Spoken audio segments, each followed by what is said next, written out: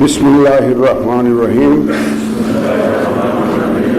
ত্রয়োদশ জাতীয় সংসদের সাধারণ নির্বাচনে নির্বাচিত মাননীয় সদস্যবৃন্দ, আসসালামু আলাইকুম। আপনাদেরকে আন্তরিক অভিনন্দন। এখন আপনাদেরকে শপথ বাক্য পাঠ করানো হবে। আপনাদেরকে অনুগ্রহ করে দাঁড়িয়ে শপথ পাঠ করার জন্য অনুরোধ করছি। উল্লেখ্য যে আমি শব্দটি উচ্চারণের পর মাননীয় সংসদ সদস্যগণ ডট চিহ্নিত স্থানে নিজের নাম পাঠ করবেন।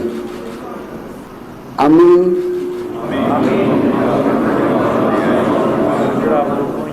সংসদ সদস্য নির্বাচিত হইয়া সশ্রদ্ধ চিত্তে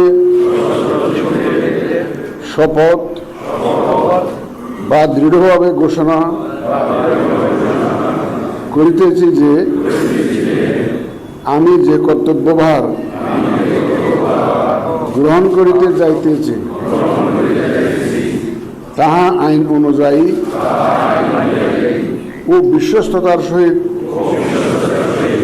পালন করিব।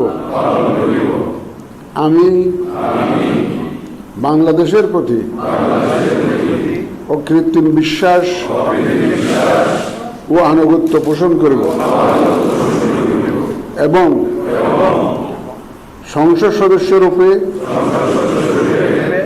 আমার কর্তব্য পালনকে ব্যক্তিগত স্বার্থের দ্বারা প্রভাবিত হইতে দিব না। ধন্যবাদ আপনাদের সবাই।